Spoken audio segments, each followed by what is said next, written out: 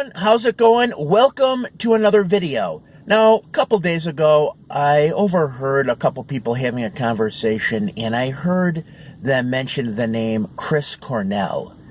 And that just seemed kind of random to me. I kind of wondered why they had mentioned Chris Cornell. You just don't often hear people talk about Chris Cornell, so I kind of wondered if he had died.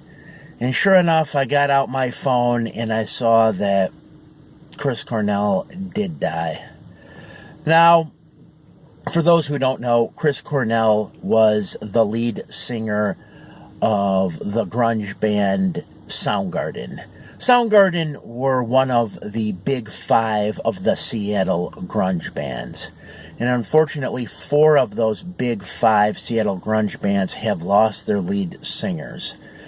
Nirvana lost Kurt Cobain in 1994. Lane Staley of Alice in Chains died after that. Then Scott Weiland of Stone Temple Pilots had passed.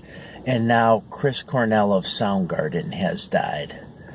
So, it's kind of tragic that this happened. My understanding right now is that this was a suicide. Apparently, he was performing with Soundgarden, I believe it was, and they were in Detroit. They're staying at a hotel. This was after the show, and apparently Chris Cornell had hung himself in the shower of his hotel room with like an exercise band. So at least that's what, I had heard recently. I don't know if more information about this has come out, but so far that is what I've heard. And, it's kind of tragic when this happens. I mean, Soundgarden had made it pretty big, and I could remember right around the time when they had made it big. The album that came out of theirs was called Bad Motorfinger, and at this time they had opened for Skid Row, which was also pretty big at that time. Soundgarden opened for them, and I just remember, I was in high school at this time. I just remember the next day, everyone, or not everyone, but a lot of people had Soundgarden shirts. And Bad Motorfinger, like I said, was the album they were promoting at the time. Had some hit songs on it. In fact, Johnny Cash even covered one of the songs on that album, Rusted Cage. But that was an album, kind of did make them famous. It was not their first album, but they were kind of gaining some fame at this point. Now, Soundgarden was actually one of the more metal-sounding bands of the Seattle grunge scene. Soundgarden and Alice in Chains, in fact, I think were both metal bands. However, they were lumped into that whole Seattle grunge scene. If those two bands had been from anywhere else, they probably would have just been labeled metal bands.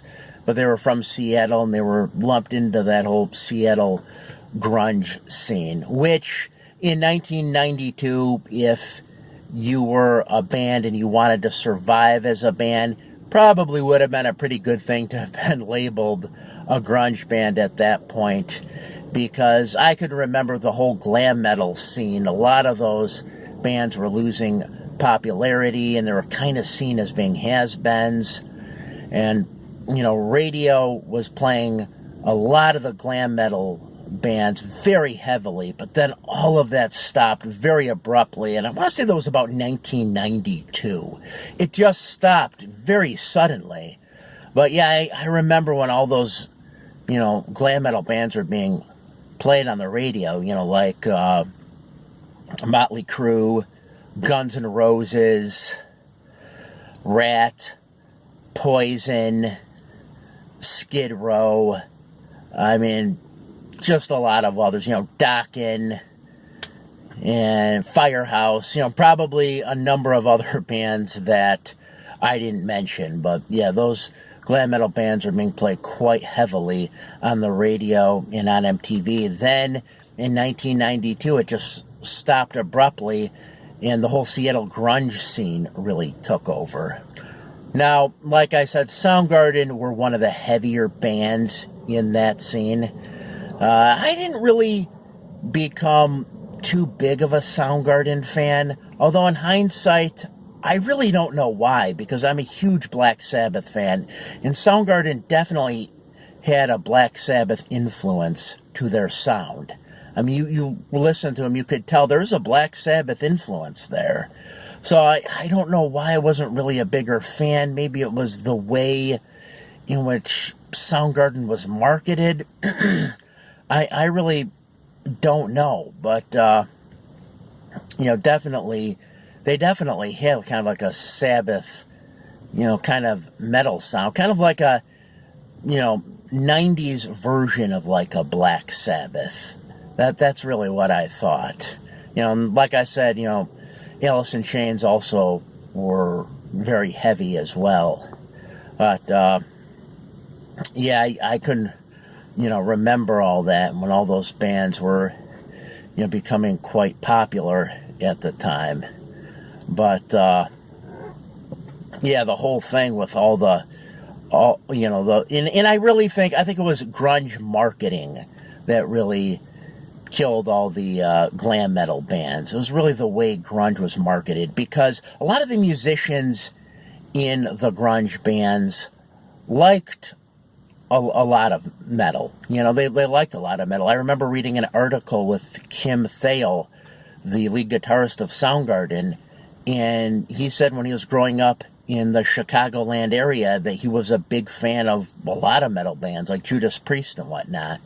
So, the musicians in the Seattle grunge bands were metal fans. However, some of the fans of the grunge scene in the media seemed to not be a fan of it and seemed to kind of turn the word metal into a dirty word. Metal had become a dirty word. And, I think that was the media kind of doing that. Because like I said, the musicians in the bands, they didn't feel that way. That was, the media more or less. And, that's since changed. But, at that time, metal did become a dirty word. And I can remember even with the glam metal bands, a glam metal band would sometimes come out with an album that was kind of grungy sounding. And then when they would be questioned about it, they would be like, oh, we're not selling out. This was the direction we wanted to move in. So that's just kind of what they would say. But, just, kind of sad to hear about what happened to Chris Cornell. I know Eddie Vedder is still alive. But like I said, a lot of those major Seattle grunge bands have lost their lead singers. Yeah, it's just, kind of tragic how that all happens, how that all occurred. But I can remember Soundgarden actually really becoming pretty big with the album after Bad Motorfinger, Super Unknown. I remember the songs on Super Unknown were in heavy rotation on MTV. It seemed like you would always, see a video or, even on the radio too. A lot of those, more popular songs off of Super Unknown were getting a lot of radio play. And that album sold really well. That album sold, I think, over 10 million copies. Really made Soundgarden pretty famous. And then they came out with another album, and then shortly after that, Soundgarden had broken up for a while. Chris Cornell went on to a solo project, and then he joined the supergroup Audioslave, which also had Tom Morello of Rage Against the Machine in it. And I think that band had some success from what I can remember. I know, I know one of the songs was played on MTV probably right around the time MTV stopped playing videos. I think that was like one of the last things MTV was playing in terms of videos. But, I could also remember hearing that song on the radio a lot. I don't know how Audioslave did in terms of album sales and concert ticket sales, but, you did hear their hit song, played quite often on the radio. But yeah, so yeah, that's all I really have to say. It's kind of tragic to hear about this. From what I know, one other thing to add, as far as like Chris Cornell's personality, I know people have described him as being kind of a loner, but yet at the same time, he was thought of as a very smart, introspective kind of guy. And, maybe he had to kind of, be that way to create the great art that he created. I think he probably needed to be that way. But yeah, I do remember hearing people talk about him that way, so just kind of wanted to mention that as well. But that's all I've got. If you watch this video, as always, I thank you for watching. Have a great night.